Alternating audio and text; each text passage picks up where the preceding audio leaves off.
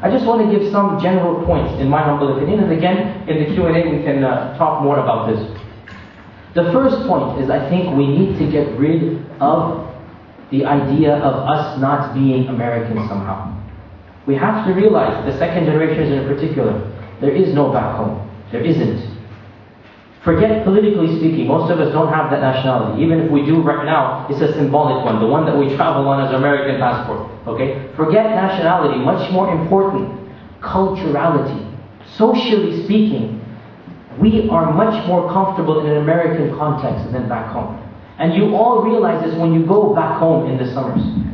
You love visiting your family and relatives, but you really do want to come back after those 6 weeks to 3 months are over.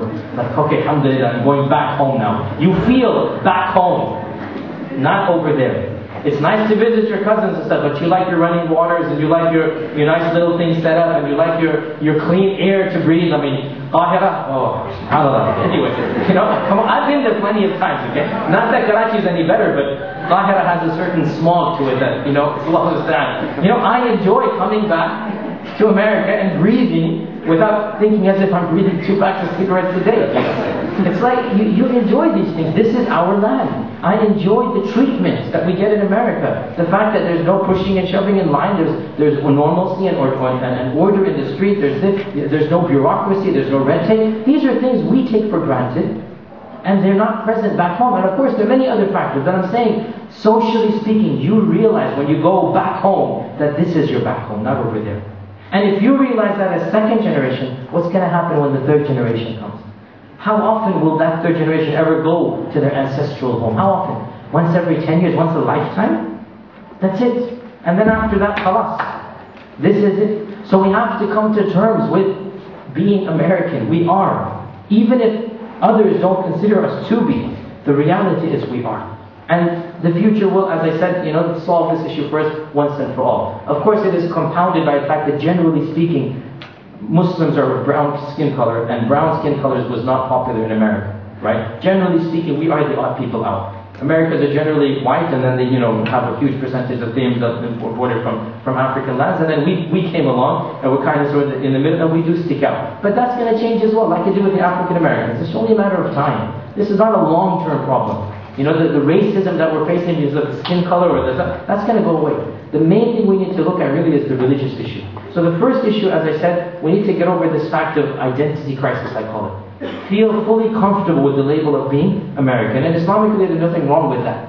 Unlike the conservative opinion that some people have that I cannot live in Dar al-Harb or Dar al-Kufr, this is the people, the abode of the kuffar. We have to realize this distinction of the earth into Dar al-Islam and Dar al-Aman and Dar al-Harb. This distinction is not an inherent part of our Sharia. And I say this as a student of knowledge and a person who studied the Sharia. It is not. The Quran does not tell us, O Muslims, divide the earth into Islam and Haram. Neither did the Prophet ﷺ command us to do so.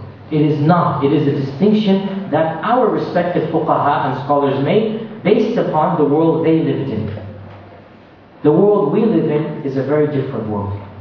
The concept of a secular state where a person could practice their religion freely did not exist in the past.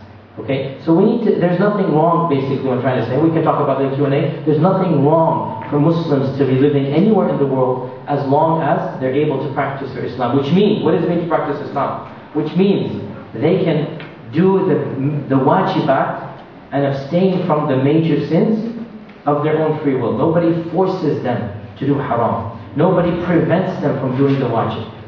If they were to be prevented from praying, then you cannot live in such a land.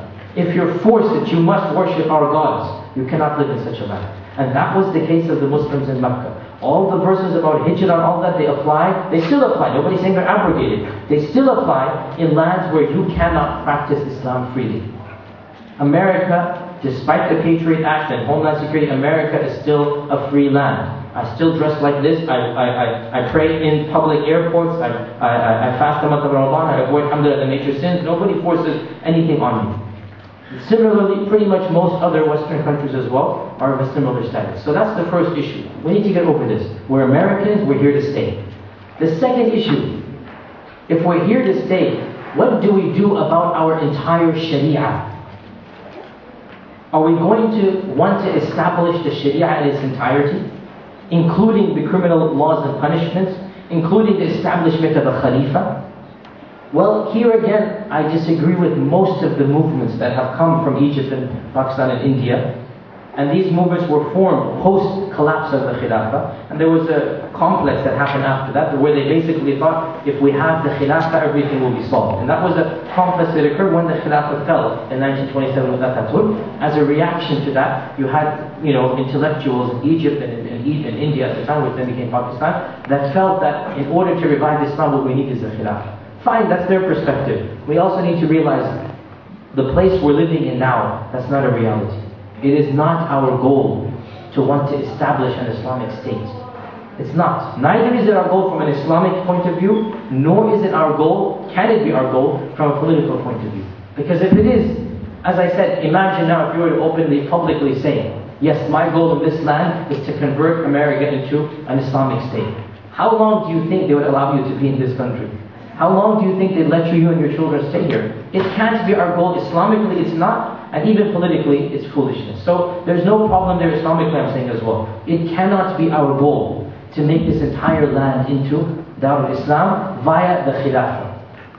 Perhaps through da'wah, perhaps through preaching. Yes, if we preach Islam and people begin to convert and they become majority, that's something else. We're allowed to preach Islam, people are allowed to convert. But it cannot be our direct goal that, yes, I want to establish a Khilafah in the Western lands I'm living in. No, that cannot be our goal. What then is our goal? Our goal should be, the bare minimum should be, to establish the Sharia in my personal, private life. To establish the Sharia in my personal, private life. The government should not interfere in what I deem to be ethical, moral, and immoral. If I believe that homosexuality is a sin, call me a homophobe, but allow me to live like a normal, decent citizen. Don't force your ethics on me. If I want my daughter to dress modestly until she becomes of age and adult, which, by the way, that one of the things of living in an Islamic state, we all have to, of a non-Muslim state, we all have to realize, when a person becomes an adult from the legal law of the land, you can't do anything after that. You cannot force your understanding of Sharia on anybody else. You can't. But until my son and daughter is living with me and is not an adult, I have the right to raise them as I see fit, just like the conservative Christian does, just like the liberal does, just like anybody else does. That's my right. If I want my 13-year-old daughter to wear the hijab, that's my right. And she has to wear it as long as she's in my house and under the age of XYZ, whatever the age will be. States will differ, 17, 18, 19, whatever it is. That's my right. For example, let me give you an example. Anytime somebody brings up the issue of forcing hijab, say a very blunt statement, and I apologize for being so blunt here, but that's the reality. Tell any man, any father, would you allow your 13, 14-year-old girl to walk topless in the streets? 17, 18, would you allow her to walk topless? He'll say, of course not. So you say, well then the basis of preventing indecency, you have it and I have it. It's just the details of where, and where do we draw the line. For me the line is the hijab and the full body. For you it's a pant and shirt. But the basis of enforcing morality, you have it just as much as I do. You don't want your daughter to be walking around wearing nothing but her underwear. You don't want that. For me, it's a bit more than that.